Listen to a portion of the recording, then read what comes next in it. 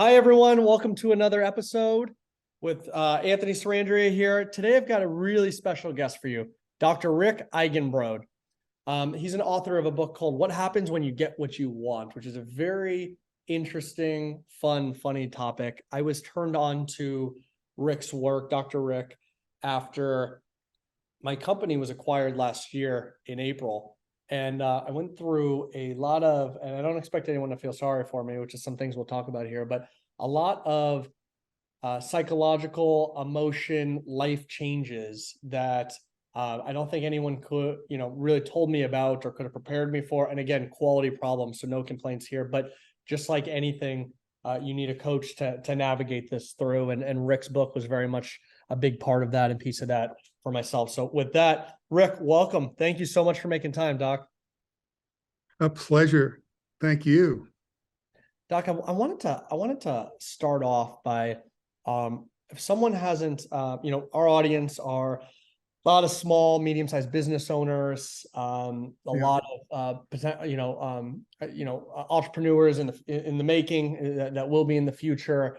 And I wanted you to just chat for a little bit, if you don't mind, on the inspiration for the book, and even prior to that, can you talk about the concept in general and explain it to someone? What happens when you get what you want? Because one thing that I thought was interesting, and then I'll pass it over to you, was that this was written a lot around like exiting a business, but I realized so many other times in my life, I had gone through similar transitions, whether it was graduating college or you win if you win a high school basketball championship, or you even accomplish a goal, and that some of the challenges that come with that really quality problem. But if you could just talk for as long or little as you want around the concept. Yeah. First off, it took you way less time to get to that conclusion than it did me, but that was for a reason. It has to do with where I started and what brought me to this topic. By the way, the book really came out of an intention after after a number of years of looking at this more closely and more broadly, to sit down and just say, geez Louise, what is it that I'm observing? What are the patterns? What are the dynamics underneath? Who do these dynamics in some way apply to? I was running into ideas and authors and people like Joseph Campbell and his work with the hero's journey, Kermit the Frog. So I had all of this information coming in, and I just wanted to sit down and literally write to see what I thought. So that's how the book came about. Let me tell you how it started, and I think that'll be a part of an answer to your question. It started with a phone call, which is true for many things in my life. It started with a phone call, and it came from a gentleman who had gotten my name. And here's what he said to me. I have recently sold my business, and I'm having a terrible time of it. Can you help? And I really appreciate your mentioning this notion, and I'd like to make sure we come back to it. This notion that people who get what we want and don't have the experience we think they should be having, we become very condescending, very judgmental, very dismissive, very uncompassionate. So he told me what had gone on, and basically it was a cliche. You sell your business and Old Yeller dies, right? You kind of get lost. And asked if I could be of help. Honestly, inside at the time, my thought was, I know a lot about helping people get from where they are to where they want to be. I don't think I know much about what happens after you get there. That's not the kind of thing people come for help with. So it was just fascinating. So we talked a bit, and he put an ad in the paper, the Wall Street Journal, and it read, and I quote, in the LA area, sold my business. I thought I'd prepared myself for the changes that come with lots of cash and the loss of position, but I'm still uncertain and depressed. I can't exactly find a new rhythm to my daily life. I'm forming a group of retired, quote unquote, executives. If you're in a similar position and interested, reply to. P.O. Box, whatever, Wall Street Journal. So let me stop here and ask you, what do you think was the response to that ad in the Wall Street Journal? I'm sure mixed with mostly are you kidding me? What are you even talking about? Exactly. Real kind of that sort of judgment and kind of judgment. It said dismissive. 30 people answered the ad. Not one of them was a crank. Yep. And I'm sure a lot of people thought what you thought. And I know for sure, here's what one person, I know for sure what one person thought. And it went like this. Really? Yes. Let me see. If I had your problem, I'd have no problem. Yep. I'd be a much more worthy recipient of this largesse than you are.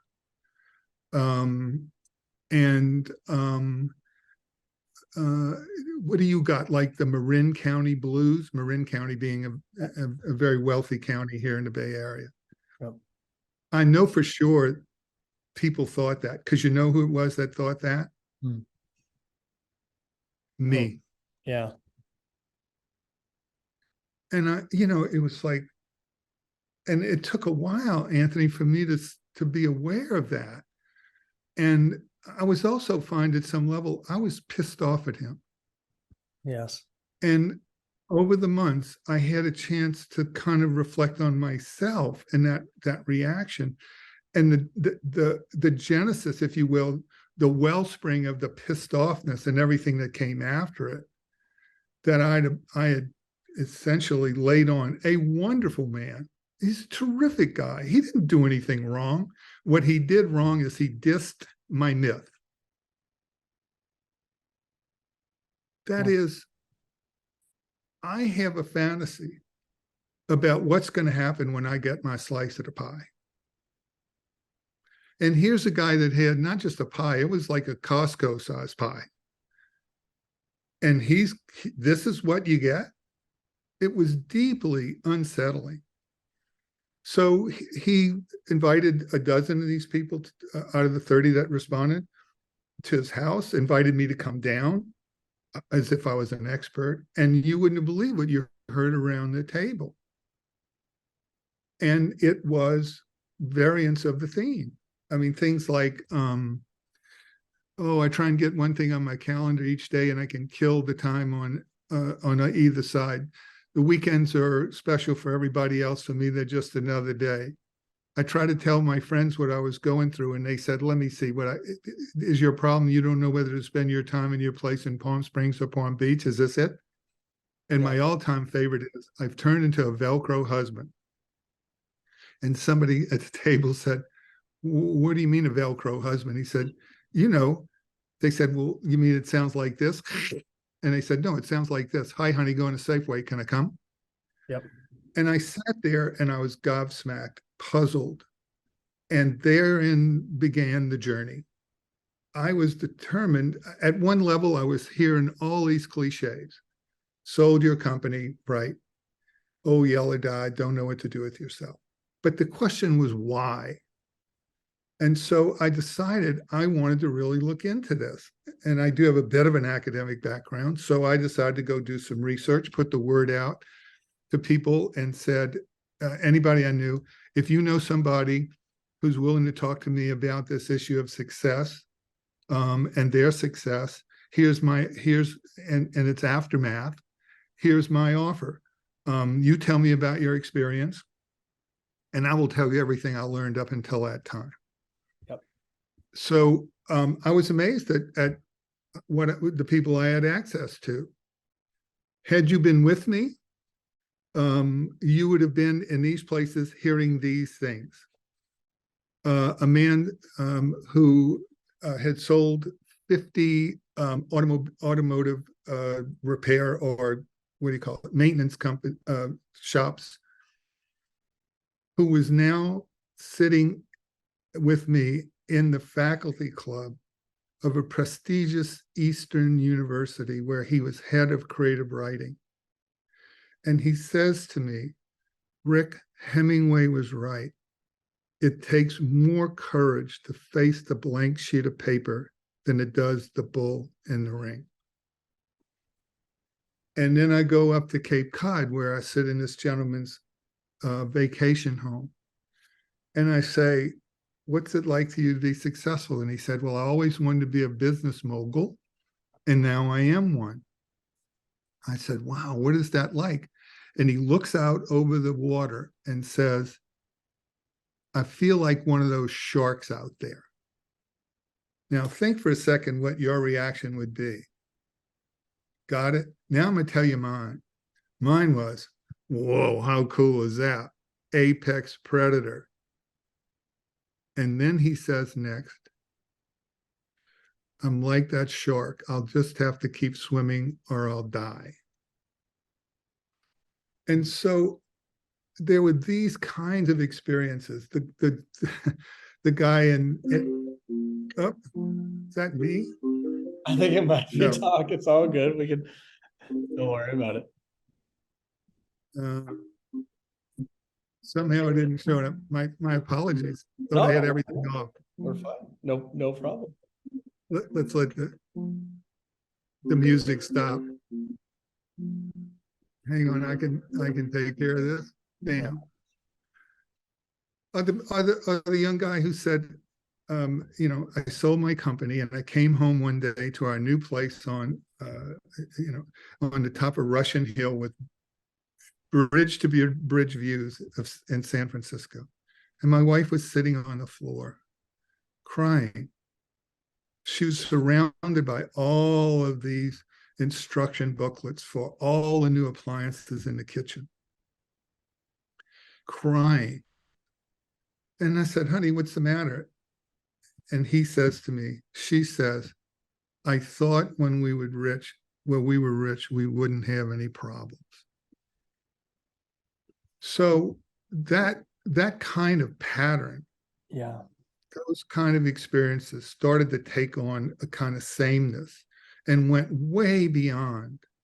And let's come back to your experience, and went way beyond this sort of very small population of people who had sold their businesses. And the turning point for me was somebody invited my daughter to hear my talk to a group of CEOs and their spouses, and she was in college, a senior. And I do the talk, and somebody says to her, her name is Megan, is what your dad's saying surprise you? And she said, surprise me, I'm in it. I've just spent the 4 years of my life doing everything they told me, having the best years of my life, and they're about to kick me out. And that was a turning point for me to begin to see this, as you have already mentioned, as being a much broader dynamic and set of experiences beyond just people who had gone from having a business and now having that blank sheet of paper. Doc, first off, thank you for all that. Secondly, thank you for segueing into that, because I wanted to bring this up, not because I'm not even sure if anyone listening has sold their business, or I do know some people will, though, that are listening. And to your point, this is very equatable, this feeling, and I can talk about my own personal experience, but please do. I thank you. To graduating college, which again, you're promised, you have these expectations. I'm going to get a $100,000 job, and I'm going to be here, and I'm going to be booming and happy, and all of a sudden, you have to figure out, what the heck do I want to do with my life? If people wait till I graduate, right? And I did, right? And I remember this very much, like, the heck do I want to do with my life after this chapter is new and done, and this learning chapter, and some of the uncomfortability of staring at the blank sheet of paper, to your point. And it's interesting, because I remember it was back in 2015. The founder of Minecraft, which was a big game, sold his company for $2.5 billion. And I remember reading something that said he had never felt more isolated. And I didn't understand it. And he said, when we sold the company, the biggest effort went into making sure the employees got taken care of, and they all hate me now. And, not to the same extent or the same magnitude by any nature of the sale, but I understood this idea of, researching for purpose. I know if I show up and I do X, I make this impact on the business, which makes this on my customers, my employees, and me. There's this huge purpose, and all of a sudden you're staring at a blank sheet of paper. And I myself had to get very comfortable in that, reallocate my efforts to becoming more of a full-time investor, or really reinventing myself. And that's really what I wanted to bring you on today about was one, and I want to spend, maybe another 5-10 minutes talking about some of this other side of the expectations. I think I just put it in terms where someone could understand when you graduated college or something like that, where you thought something was going to be a certain way, like you just mentioned. You thought all problems were taken care of. You have no problems when you're rich or you're famous or this. And I think it was Jim Carrey, Doc, tell me if I'm quoting this incorrectly. I believe it was Jim Carrey who said, "I wish everyone could experience the level of fame and riches they believe they want, just so they can realize that that is not what will make them happy." And that is one of my favorite quotes, because I think society tells you to chase money, chase fame, and when you get it, or you get any kind of it, you realize a lot of people rush, just like the Minecraft founder, and bought a $70 million home and stuff and things, and try and artificially fill all these holes, when in reality, human connection, purpose, vision for what you're doing with your life, all these things are so important in order to get up and feel fulfilled. It's like Tony Robbins says that success is a science. There's a formula for success. Fulfillment is an art, and really mastering the art of fulfillment on this planet is I think a lot of people, when they transition to different things in life, not just selling a business, that they have to navigate. And I'll use navigate instead of struggle, because I feel like I've been and am currently still navigating that time period. So anyway, Doc, I know that was a little long-winded for me, but I really appreciate you sharing the perspective for someone who hasn't sold a business or hasn't accumulated a ton of wealth, because I think it's really important, again, when my 22-year-old brother is chasing a Lamborghini and being a billionaire, to realize like you don't need to wait till then to be happy is really an interesting take I took on this, for someone who maybe is not in the same life stage today where they just sold the business. Yeah, it's so, I mean, everything you said is so rich. Let me see if I can add to the richness in a couple of ways. By the way, I have a quote for your brother who wants a Lamborghini, because I interviewed one of the people. He said, I always wanted a red Lamborghini. Maserati. Always wanted a red Maserati, and then I got one. And guess what? Now it's just a way to go to the store. Yeah, that's great. and so here's the quote. I'll give you a couple other quotes. This is my favorite. A couple of my favorite. Winston Churchill: "The problems of victory are more agreeable than those of defeat, but no less difficult." So, Sister Teresa of Avila: "There are more tears shed over answered prayers than over unanswered prayers."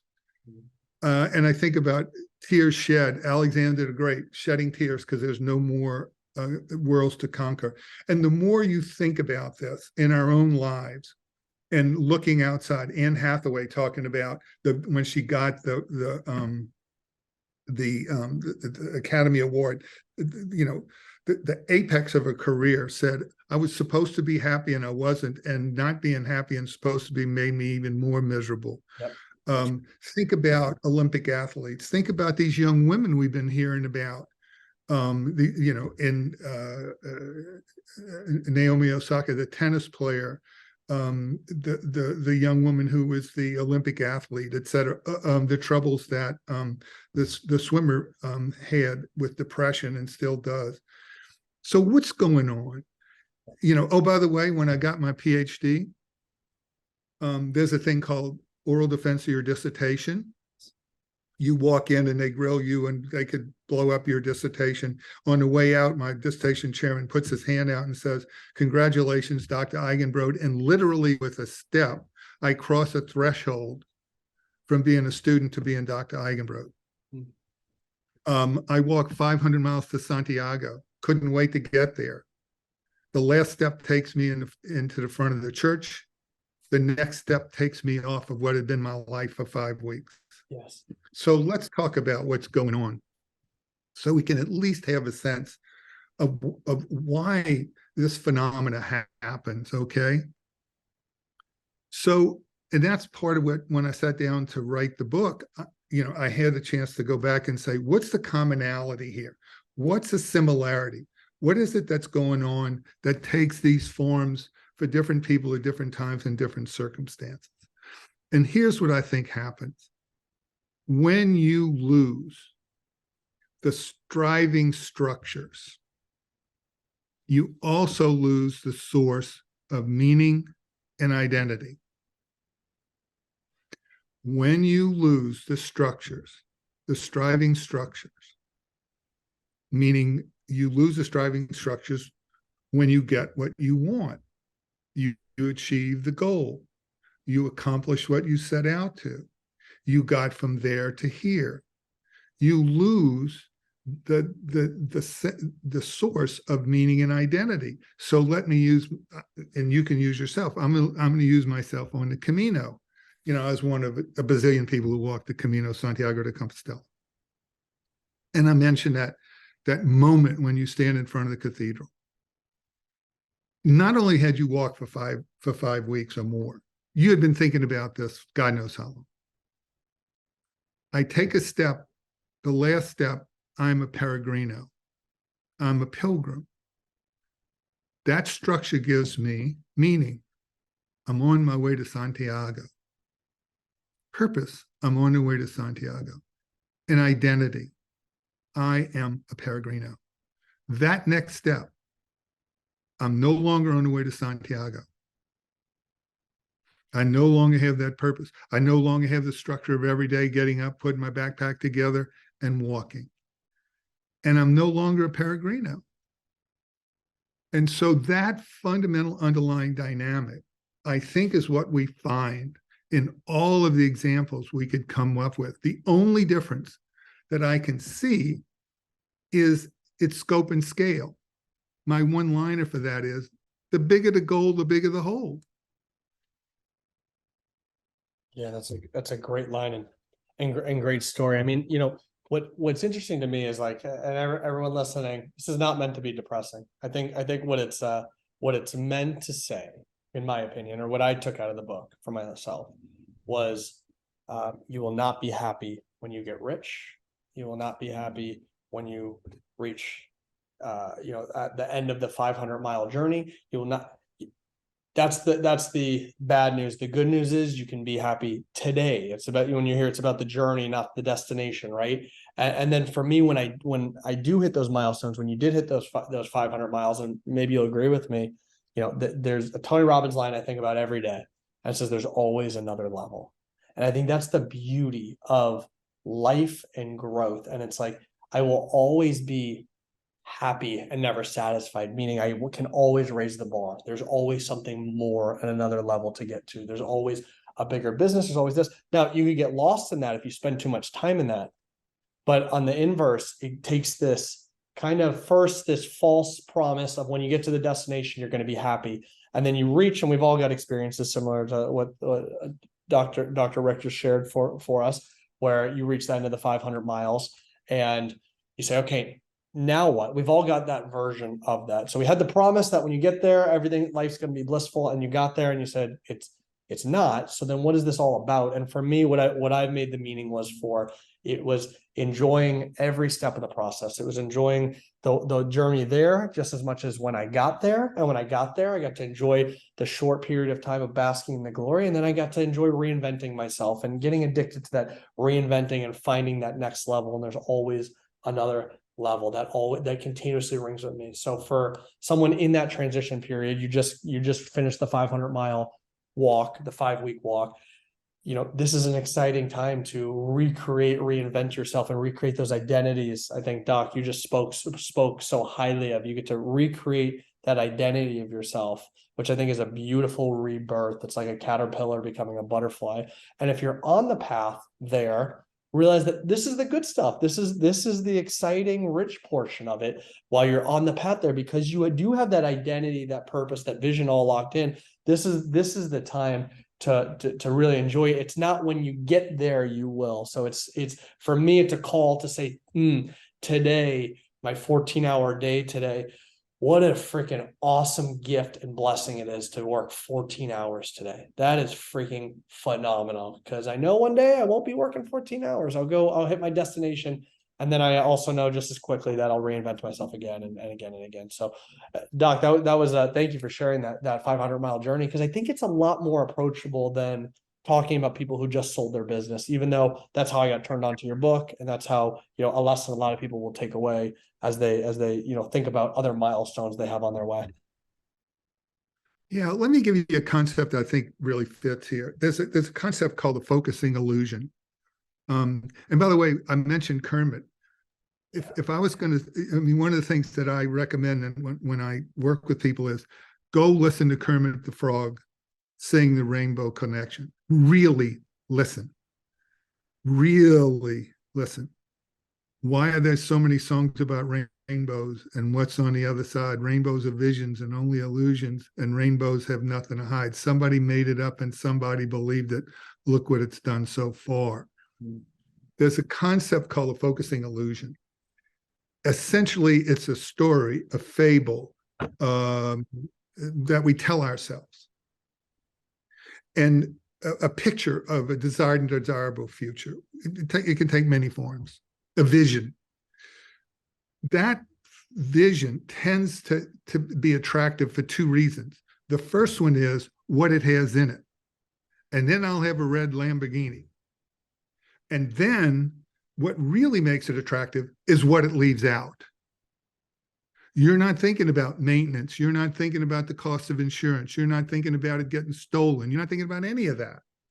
So that when people are bartering their lives day by day for this goal, for this outcome, for this destination, they have a sort of one-sided picture of it. And what shakes them and rattles them, pisses them off, discourages them, makes them feel like they failed at success is the reality that is mixed. It's gain and it's loss. Both of them, both gain and loss, essentially and it's the end of life as you know it. And you wanted the end of life as you knew it, right? In some way. You just didn't want it like this, and you didn't account for it like this. And I think one of the things we need to do and can do along the lines of what you're talking about is step back and say to oneself, what is it that, and that's what people with a blank sheet of paper get to do. They get to step back and engage in a process of discernment, refinement, and becoming contemporary with oneself. To say to oneself, I am bartering my life day by day for something. What is it? How did I come to choose it? One of the questions I'll ask in a group is, what do you want? And you get all kinds of answers. And people will, a third of the group will say, to tell the truth, I don't know. Yeah. So is the wants you have, are they your wants? Or the wants you inherited or should have or whatever? And so that's one question. The other question is, think more realistically, think more in a more grown-up way about your vision of happily ever after. It helps you be informed about the choices you make on a day-by-day basis. Because literally we are bartering our lives day by day for something. Right? And so I think it makes us more informed. It invites us to catch up with ourselves. And in some way we come up against the issue of, well, who is it that's choosing? Yeah. Is it me? Is it an old me? I mean, one of the things that when I start work with folks, I give them a couple of tasks to do. One of them is I say, go write me an essay on what it's like to be you now. Yeah. Don't do it as homework. Do it as an awareness exercise. Go write me an essay on what's it like to be me. It gets them up to date with themselves. Because we want a contemporary sense of self making decisions. I think we need to be, for me, I think we need to be careful about this life of climb as one of the companies I have association with. This life of climb. I mean, even Sisyphus had a break, okay? And this notion of bigger is always better but what we know is the bigger the goal, the bigger the hole. Yeah. So and where does that mantra come from? One of the beautiful questions you asked me was, tell me what you think about this, this notion of success addiction. Yes. You know what my first response was? Who's the pusher? Doc, I find a lot of this comes back to dedicated introspection. And people use meditation. I think people can get turned off by meditation, but by the word choice of it, but that spending time with yourself and saying, Yep. really analyzing, like you just said, why am I doing the things I'm doing? What's the cost of that? What does it really mean for me when I get it? And just thinking, going down a rabbit hole of your life, because it's listen, if you don't want to do it, it's just your life. So it's a bit of a big deal, right? To spend time analyzing what the heck am I doing on this planet?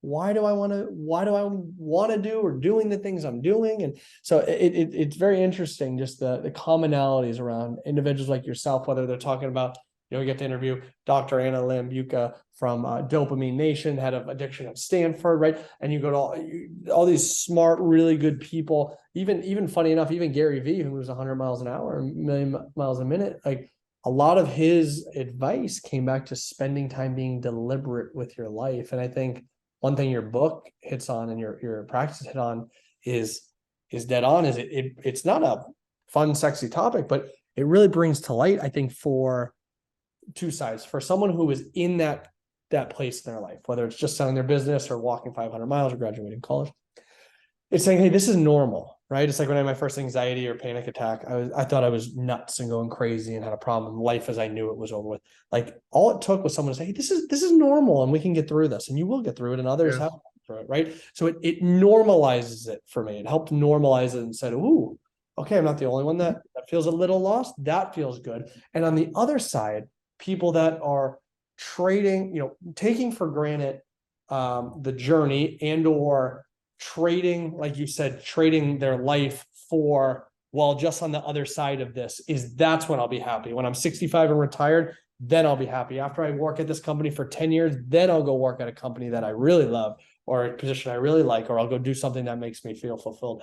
It really disrupts that pattern of thinking to say, when you get to be 65 and when you do hit 10 years and when you go do fun, that's the happy, you're all you wanted when you do sell your business, all this, everything you're promised is not actually true. I loved you saying how you're ignoring that everything has positives and negatives, and we completely ignore the negatives because the positives drives us so far, which I think is in a lot of ways really beautiful, but not without taking the time to at least acknowledge and realize that there are negatives to everything and every decision and every place we go to. There are two sides to the coin. And I really love that how you pointed out that most of us it helps us make what I call free and enlightened choices. Yes. You can look at that blank. By the way, I heard the podcast, on addiction. It was wonderful. I have another cut. I think that the sort of addiction, when we use these metaphors, we got to be careful. But the metaphor of addiction has to do with moving towards something. And this comes from Karen Horney, who was a contemporary of Freud. She said there's three ways essentially that we engage life: towards, away from, and against. And if you look at addiction, for me, it's like I'm moving towards something, which is the dopamine high, which is not sustainable.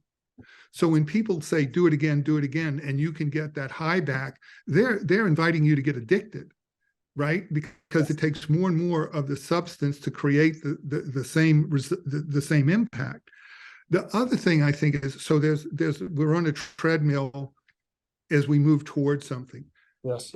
I think we also stay on a treadmill because we're moving away from something. What is it that we're moving away from? The very things you're talking about. We're moving away from that blank sheet of paper. We'll do anything to stay on the treadmill. And people who stay on the treadmill, this was another variant, which is, I found they stay on the treadmill because they're afraid to get off. but there's nothing there. They're what I call done. They won't let themselves finish. And you and I are saying, hey, that blank sheet of paper is a part of the gift. Yeah. It's a part of the invitation to be reflective, to be aware, to lead a more considered, intentional life, to redesign where necessary. And when we're on that treadmill going 100 miles an hour, it's really hard to do that. Can we do it? Yes. It takes discipline. But, part of what we're learning from the people who got off on the other end is that disruption makes spaciousness. Spaciousness, to quote John O'Donohue, spaciousness is where possibility lies. And I want just one other thing you said I want to emphasize that is so important. I didn't realize that a part of the contribution of the work, the book, the Yale article, was it normalized people's experience. Yes. It turns out that was a huge contribution. There's Yes. nothing the matter with you. Yeah. This was natural. It's natural, normal, it's predictable. It validates, this conversation is validating people's experience who otherwise are feeling all the things about themselves that I said I felt about them in the beginning. Yes. Yes. And I think, Doc, when you hear, on a different level, or maybe not wealth or fame or both, you hear celebrities going through all these, trying to fill it with junk, right? Alcohol, drugs, whatever, likes, whatever it is. At a part of it, you kind of look and you go, oh man, that's crazy. And then you go, maybe even some people get a little sick pleasure out of it. Okay, great. That's not me. So, and then, there's got to be a part that for myself, for others that go, that's interesting that this person would become a drug addict, or that's interesting that this person is really quote unquote crazy or nuts, in between the what's wrong with them. There's a part, at least for me, to go, it's interesting to watch that. And I think, personally on this success addiction, wanted to get your take for myself personally. So Sure. I am absolutely someone who is chasing, and I won't even say achievement, and maybe it's just because I'm using better words with it. I'm chasing impact, right? Or purpose, I guess. And I'm someone who's blessed. I've had a very successful business. I had a very large exit. I am in a very strong financial place. And by anyone's degree of my age, I think I've been very successful on paper. I had a 14-hour workday. I mentioned yesterday and today. I'll work 14 hours. And the question I have for you is, I'm aware, thankfully enough, because of some of the daily practices I mentioned, which, meditation or time in the morning, which, by the way, I'm not batting 1,000 on either. But I'm aware that I'm neglecting my health, my relationship with my girlfriend, my relationship with my friends, and I don't like it. And I can share, what my action steps are to try and fix it. But I'd be curious, someone who's caught on this success addiction, because you're now talking to someone, anyone listening who has accumulated where I would assume most people want to be, right? And I'm still working, and it gets praised in society that I worked 14 hours yesterday. I bet you when I first said that, most people were like, wow, what a badass for doing that. But it's not. It's at a cost that you're mentioning. You mentioned the cost associated with that. So how does someone like me, how do I retrain I'll call it my habits of being addicted to on the treadmill? How's that? I like that terminology better for myself. Yeah. I by the way, you just gave one answer to the question of who's the pusher. Yes. Me. Right. It's me. Yes. One, but it's also outside of us. Mm-hmm. People will reinforce you working your ass off 14 hours a day, even if you neglect your family. Look at that guy. Look what he's building. Look at him climbing. He's never satisfied. By God, he's doing, that's a real go-getter. Yep. You're supposed to do that. I mean, from the time you're kids, this whole thing about what we ran into. Look at the thing about paying people to get your kid into the right college, Yes.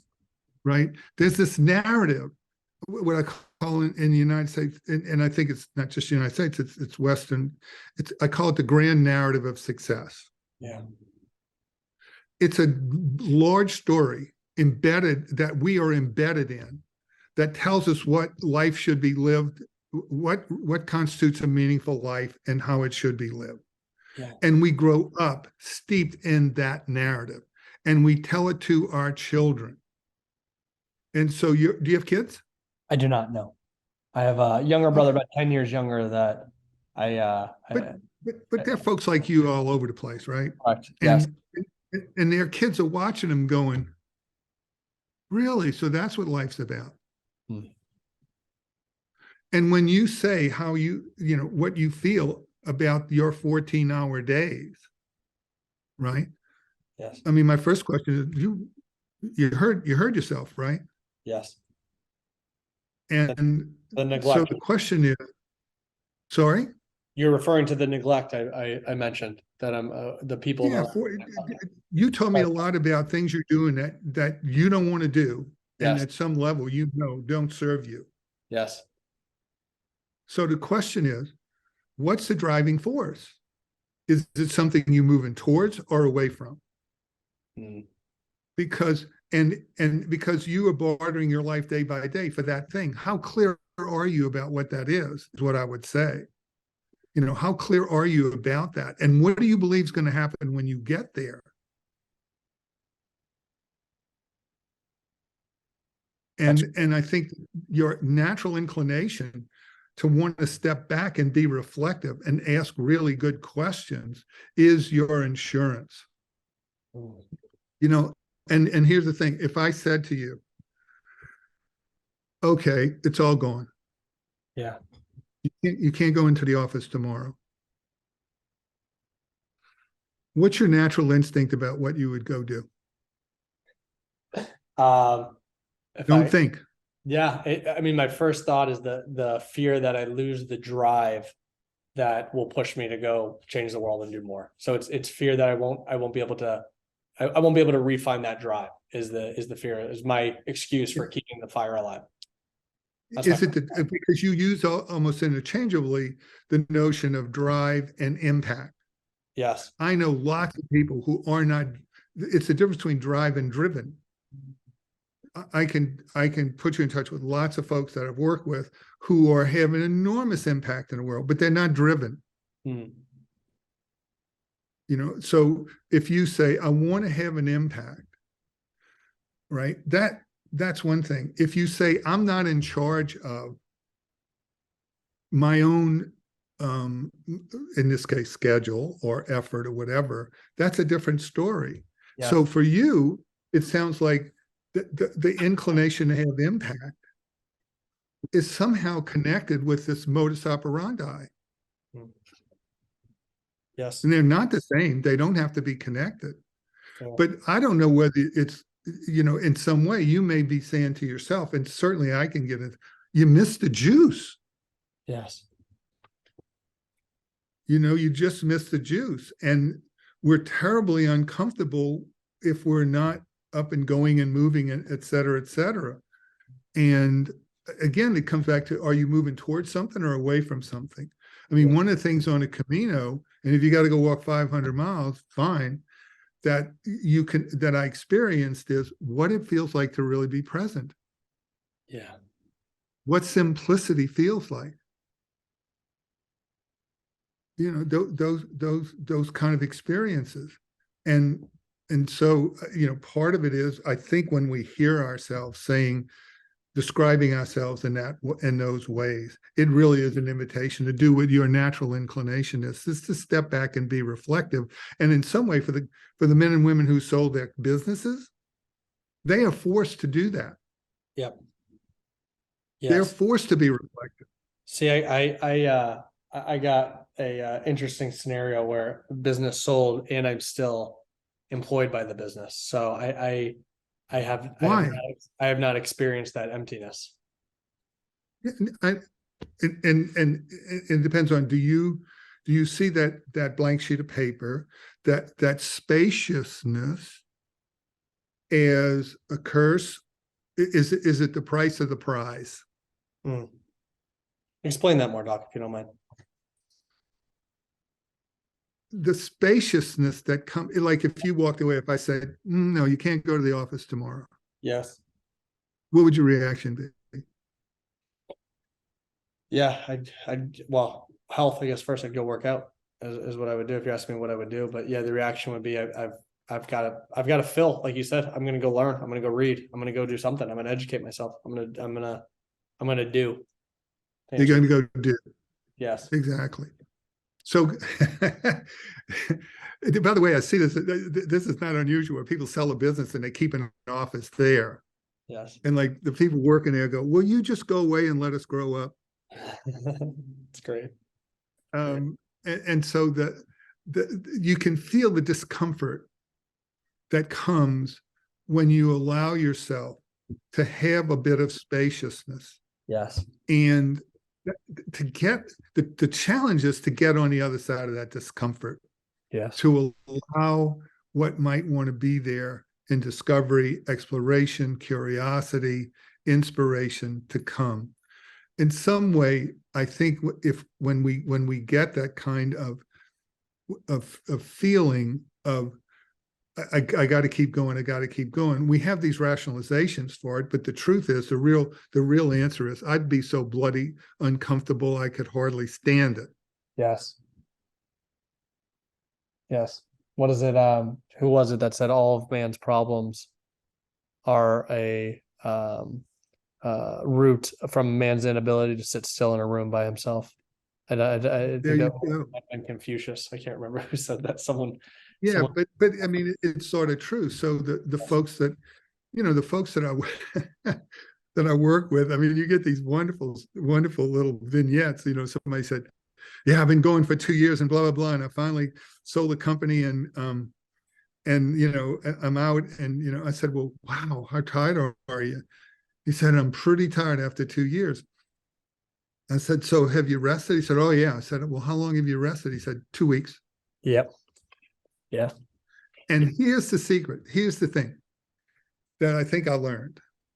And I'm still learning. And the fun about this is it's endlessly this endless things to be learned about this subject, which I didn't choose, it chose me. Sure.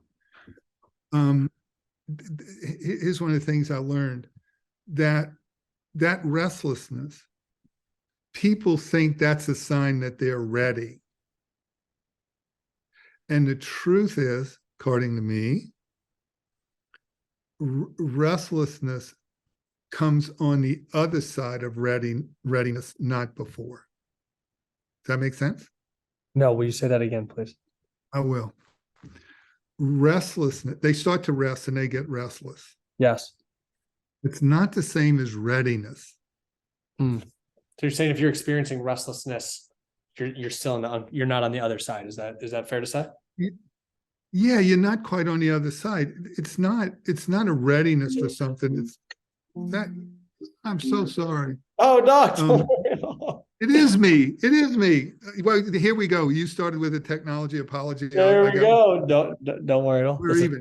The restlessness, for whatever its source, I've found comes before rested. And then, of course, because these are business people with a business mind, they go, well, how long should I rest? Yeah. And I go, well, till you're rested. How will I know? You'll know.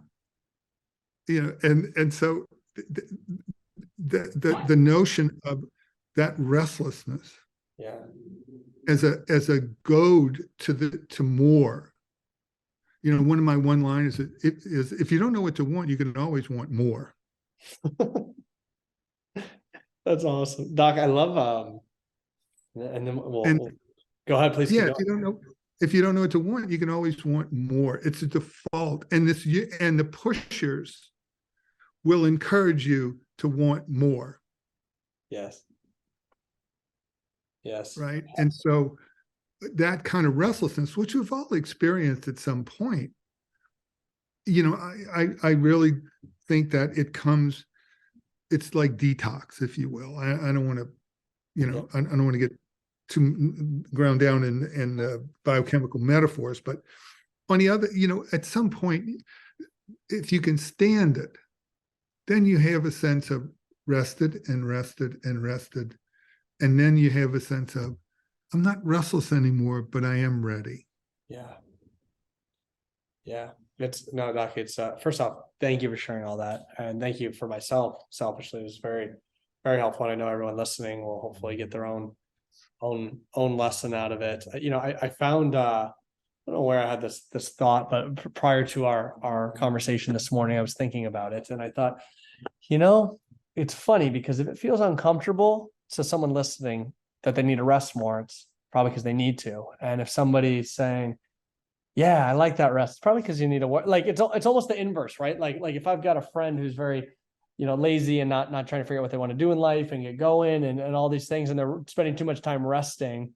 Like I thought of that as my barometer. Like if it feels uncomfortable to be told to rest, it means, or take a step back, if you will, then it means that's probably what you should be doing. And on the inverse, if someone's listening and they're like, oh yeah, that feels great. Yeah, no, I love it. Totally on the same page as this guy. Like it may not, you may need to give a little more oomph behind what you're doing, but it's yeah, God forbid that you should feel good about what you're doing. But I think what we do is, here's a concept, and I'm going to use this little vignette as a way of kind of it. So one of the things I will talk about is this notion of enough, right? Yes. So if I was to ask you, what is the opposite of scarcity? What would you tell me? Abundance. That's what most of us would say. Yeah. And that's what I was saying until a friend of mine who was the sports psychologist for the world's motorcycle racing champion, who decided he was going to go spend he had enough of that. He was done. He got what he came for. He was done. There's no more juice in it. Wait, you're the sports psychologist for the world's motorcycle racing champion. Yeah.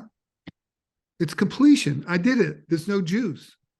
Went and started spending years working in a facility for homeless people in a big city. And we were having this conversation, and he said, Rick, you know what the opposite of abundance is? I mean, of scarcity is. I said, no. I didn't say no, I'm sorry. He said, do you know what the opposite of scarcity is? And I said, yeah, abundance. He said, no, that's not right. He said, the opposite of scarcity is enough. Interesting. Enough. And I will ask a group of people, how will you know when you have enough? Because not enough is driving them. Right. And of course, they will say, enough what? And I will say back to them, I wouldn't think about screwing up a great question with an answer. Good question. And then they will start telling me numbers. And I say, okay, that's your number today. 8 years ago, what would have been your number? And of course, it's smaller. Yes. And then so where we come to is enough isn't a number of money, accomplishments, victories, etc. Enough is a declaration. I have enough. And to move out of and to operate out of that kind of contentment, that kind of peace, that kind of fulfillment, I think is a part of what we're looking for. So the question is, how will you know when you have enough of whatever it is you're in pursuit of? And by the way, you could declare today you have enough. And I asked them to think about that. So what if today you said, whatever it is I'm after, I have enough? It's pretty scary. Yeah, it is. It's certainly extremely helpful for me to be chatting with you outside of the book and outside of our initial conversation. I know for action items, I'm going through right after this call, going through all of my emails and calendars for the next 2 weeks and saying, hey, what on this do I really enjoy? I had a friend of mine who said they sold a friend of a friend, sold his business to Warren Buffett. And Warren Buffett said, he said, what do I do next? He said, well, you need a coach. And he said, well, will you be my coach? Warren Buffett agreed. And he said he followed Warren Buffett. And I don't think I've ever seen this publicized anywhere. And I thought this was really cool. And it's in line with what we're talking about here. And he said Warren Buffett would ask me a question before every meeting. And I couldn't believe it was a question. And he said, what was it? And he said, how are we going to have fun in this meeting? And he said, whether they were going to fire someone, hire someone, acquire a company, shut down a company.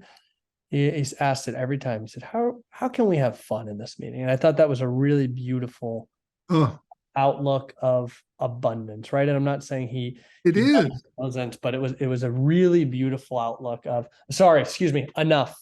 It was enough. It was just, where can I find enjoyment today? Which I thought was certainly the right question. Where can I find enjoyment in this meeting? Where can I find enjoyment right now, right today, no matter the scenario, no matter if I'm firing someone or hiring someone? I think that to me was a really beautiful lesson that plays right into everything we're talking about. It is fabulous. It's two things. When you get the blank sheet of paper, you're faced with three questions. Who am I now? Yeah. What do I care about now? And how will I find, what forms of expression will that take? By the way, the notion of fun is an organizing principle. I grew up in New Orleans. Yeah. I mean, seriously, in our bones, it's like, well, if we're not going to have a good time, why would we do that? And I want to give you a way to think about what you just said. And that is the difference between direction and destination. Most people, when they have the blank sheet of paper, they will set a new destination, a new goal, right? Yes. And they work towards that goal. And it comes with a scarcity mentality, because if you're starting a business, scarcity is built in. There's only so much, market share, so much market, not market share. It comes with scarcity. Sure. What Warren Buffett gave is direction, a way to move not in towards a destination, but in a certain direction. It's right. In a direction of fun, enjoyment, etc. And you can move in that direction, and Lord knows what structures will appear or you will develop as forms of expression. Yeah. So that the metric for destinations is closer, further. The metric for direction is more of, less of. So you could sit down today with yourself and say, who am I now? I'm not that same guy. I got tons of money, blah, blah, blah. I remember asking this one guy, he said, yeah, I sold my business for $12 million. I said, wow, what's it like? I said, what's it mean to you to have that? He said, I don't know. The only thing I figured out so far is I don't have to contribute to a 401k plan. But you could sit down, one could sit down with oneself. And I don't exempt myself from this, because I've been through, and we will go through these things in cycles. With the democratization of success, we will go through these cycles. Yeah. And the question is, who am I now? They're not caught up with themselves. That's why I say, I want you to write me an essay. It's called, What's It Like to Be Me Now? And then I give them this task. Tell me what's true for you now that didn't used to be true. And tell me what's no longer true for you that is now true. It's a way to get a contemporary sense of self as the decision maker. And the next question is, what matters to you now? One can run businesses either on a basis of destination. By the way, success can screw up a business. You and I know that. Yeah. Same thing we've said early on can apply to a business. One can say to oneself, I want to move in the direction of whatever, to have more fun, to have more satisfaction. And I can give you examples if you want. I'm happy to talk to you about that. But what he's talking about is a way to navigate in the service of moving in a direction, not to an outcome. I agree. Doc, this has been unbelievably informative. I can't tell you how much I appreciate you taking the time for me personally, and all of the listeners and everyone paying attention here. Doc, where's the best place for people to find you and buy the book and get involved with the work? Oh, well, thank you. By the way, this was great fun for me. I so enjoy it. And every time you ask me great questions, it makes me think about how I think about things. So what a gift. What a gift. Thank you, Doc. Yeah, I guess the website is the best place to go. And the books, the books there, the Yale article, the Entrepreneur's Epilogue Yes. Yale article is there. Yes. And Amazon has the book. Yes. If somebody's interested. And we will most certainly put all the links in the show notes. Everyone, thank you so much for joining me. What Happens When You Get What You Want is the book. Go check it out. Doc, thank you so much. I seriously can't thank you enough for the time and the insight and the actionable advice that I will be taking on myself. And I would love to follow up with you on the action that I took as my accountability partner, if you're open to it. Would you? It would be a privilege and a pleasure, and at any point, if I can be of service. Thank you, Doc. Thanks, everyone. Have a great rest of the day, and we'll talk soon.